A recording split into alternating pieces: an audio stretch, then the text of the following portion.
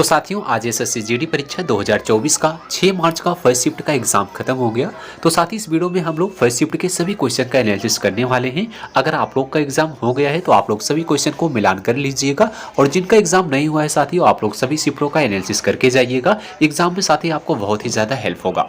तो साथ ही आपको बता दें अगर आप लोग एसएससी जीडी से रिलेटेड पल की अपडेट लेना चाहते हैं तो चैनल को साथ ही सब्सक्राइब करके बेल आइकन को ऑन कर लो, जहां आपको इसी तरह से हर एक शिफ्ट का एनालिसिस कराया जाता है और इससे रिलेटेड पल की अपडेट मिलती रहेगी।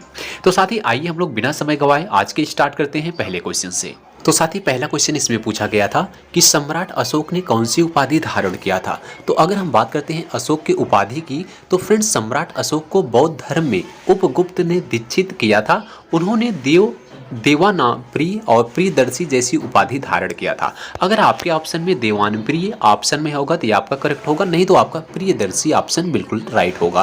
तो यहाँ से पूछा गया कि अशोक ने कौन सी उपाधि धारण की थी, तो प्रियदर्शी की उपाधि उन्होंने धारण किया था या फिर देवानप्रिय जैसी उपाधि धारण किया था।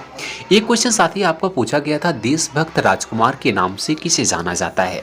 तो देखिए देशभक्त राजकुमार के नाम से फ्रेंड्स जो है राजकुमार के नाम से जो है सुभाष चंद्र बोस को जाना जाता है। सुभाष चंद्र बोस आपके अगर ऑप्शन में था तो इसका करेक्ट आंसर था। महात्मा गांधी ने सुभाष चंद्र बोस को देशभक्तों में राजकुमार कहा था, तो इसलिए जो है सुभाष चंद्र बोस को जो है राजकुमार के नाम से भी जाना जाता है। तो आपने क्या आंसर चूज किया था आप लोग कमेंट बॉक्स में जरूर बताइएगा। और फ्रेंड्स जितने भी क्वेश्चन आपको करेक्ट लगे आप लोग कमेंट बॉक्स में जरूर बताइएगा कितने क्वेश्चन करेक्ट थे। अगर इससे रिलेटेड और आपको क्वेश्चन पता है तो कमेंट बॉक्स में जरूर बताइएगा कि और से और कौन क्वेश्चन आज दिए गए थे। एक क्वेश्चन आपका जनगणना से रिलेटेड पूछा गया था कि जनगणना 2011 के अनुसार किस राज्य या फिर केंद्र शासित प्रदेश की साक्षरता दर सबसे अधिक है। सॉरी इसमें दिया गया था 91.3% थी, तो इसमें दे रखा है कि 91.3% किस राज्य की जनसंख्या साक्षरता दर है। तो इसमें फ्रेंड्स आपको बता दें यह देश का दूसरा सबसे कम जनसंख्या वाला राज्य है। 2011 की जनगणना के अनुसार 2011 में मिजोरम की साक्षरता जो दर थी वो 91.33 यानी 33% थी। तो यही आपका पूछा गया था 91.3% किस राज्य की जनसंख्या साक्षरता दर है। तो इसमें आपका मिजोरम करेक्ट आंसर था। जो राष्ट्रीय औसत की बात करें तो 74.04% से अधिक थी।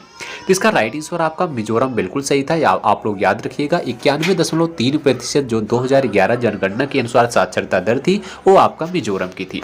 अब याद रखिएगा साथ ही पूछा जा सकता है कि इसमें सबसे ज़्यादा साक्षरता दर किस राज्य की है, सबसे कम किस राज्य की है। इस तरीके से भी क्वेश्चन को याद रखिएगा। अगला एक क्वेश्चन साथ ही पूछा गया था दीपिका पल्लिकल किस खेल से संबंधित है। तो देखिए दीपिका पल्लिकल का क्वेश्चन आया था जो कि स्क्वैश इसका बिल्कुल राइट आंसर था। दीपिका पल्लिकल जो है स्क्वैश से संबंधित है। तो स्क्वैश जो भी कैंडिडेट आंसर चूज किए थे बिल्कुल करेक्ट था।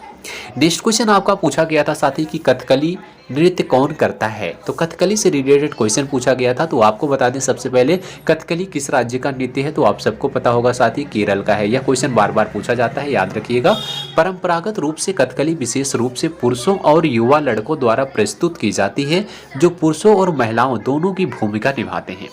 नर्तक जीवन भर इसके अभ्यास के प्रति समर्पित रहते हैं। तो कथकली नृत्य कौन करता है, किसके द्वारा किया जाता है। तो यह जो है पुरुषों और युवा लड़कों के द्वारा यह नृत्य किया जाता है। इसको याद रखिएगा किस राज्य का है, तो केरल का प्रसिद्ध लोक नृत्य है।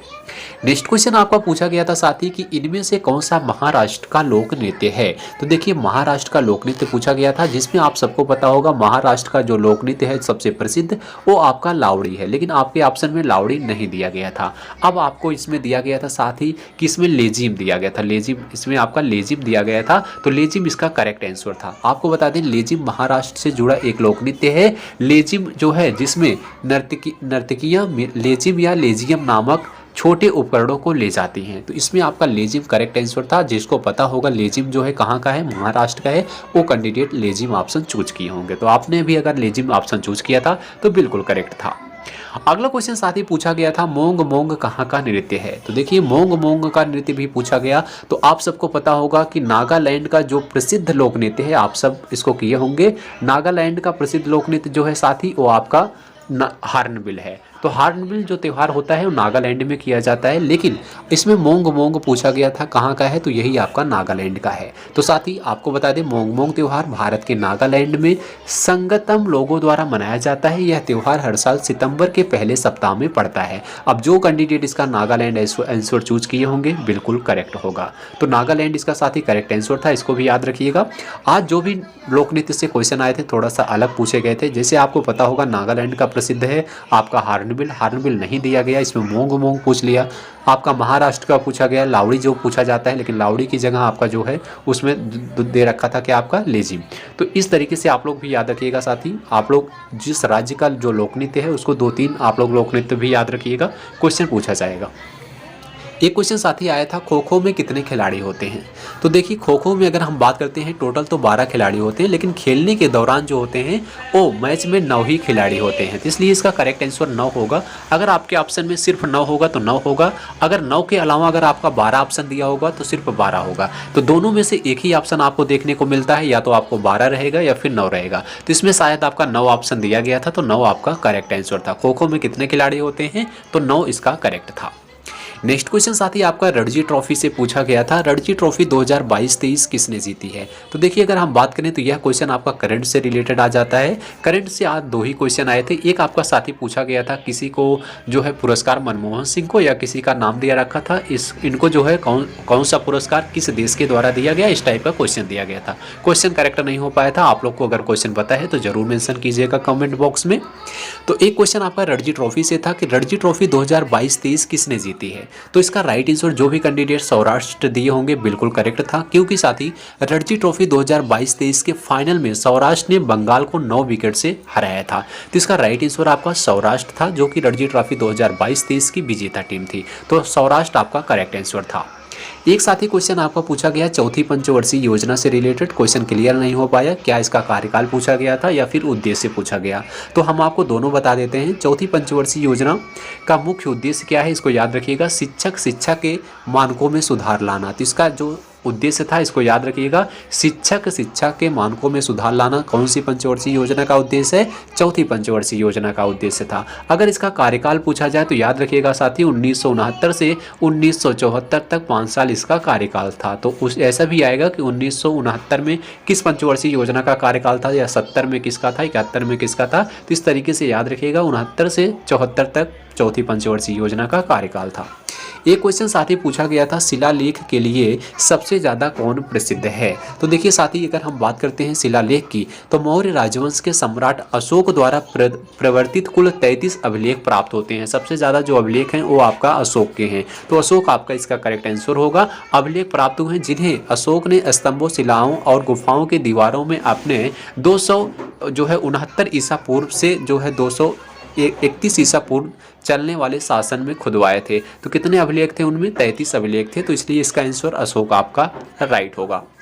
अगला क्वेश्चन एक साथ ही पूछा गया था आपका जो है पॉलिटिकल साइंस से कि वेतन किसके अंतर्गत आता है। आपका मौलिक अधिकार, मूल कर्तव्य, स्थायी के आपके ऑप्शन थे, उच्चतम न्यायालय। तो आपको बता दें वेतन जो है किसके अंतर्गत आता है, उच्चतम न्यायालय के न्यायाधीशों के संबंध में वेतन, ग्रेच्युटी, पेंशन, भत्ते आदि उच्चतम न्यायालय के न्यायाधीश अधिनियम 1958 द्वारा शासित होते हैं। तो अगर आपके ऑप्शन में उच्चतम न्यायालय के न्यायाधीश ऑप्शन में होगा तो इसका करेक्ट आंसर होगा। साथ ही यहाँ से एक क्वेश्चन पूछा गया था पॉलिटिकल साइंस से।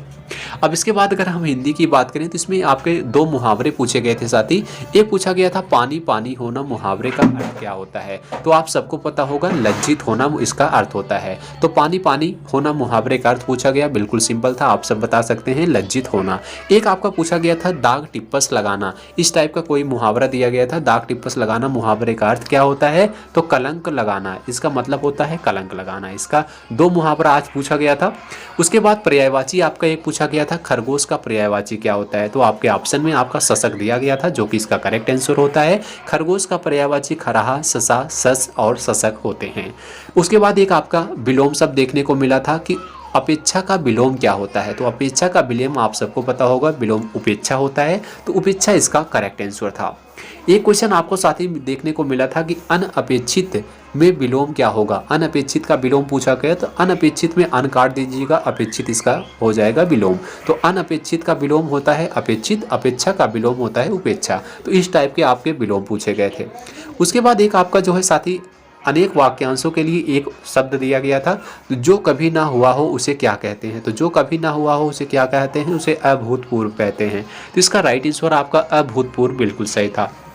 तो साथ ही अगर हिंदी की लेवल की बात करें, बिल्कुल इजी लेवल के क्वेश्चन आ रहे हैं। हर एक सब्जेक्ट का लेवल बिल्कुल इजी आ रहा है। साथ ही आप लोग प्रयास कीजिएगा कि 80 क्वेश्चन में कम से कम 70 प्लस क्वेश्चन बिल्कुल सही सही करने का। तो तब आपको जो है कट ऑफ में आपको आने की संभावना होगी, क्योंकि साथ ही इसका कट ऑफ बहुत ही हाई जाएगा। क्वेश्चन का लेवल आप देख ही रहे हैं किस टाइप का क्वेश्चन पूछा जा रहा है। और इसी तरह से साथ ही हम आपको हर एक शिफ्ट का एनालिसिस कराते रहेंगे। चैनल को सब्सक्राइब करके रखिएगा और आपको जहां एसएससी जीडी से रिलेटेड पल पल की अपडेट मिलती रहेंगी।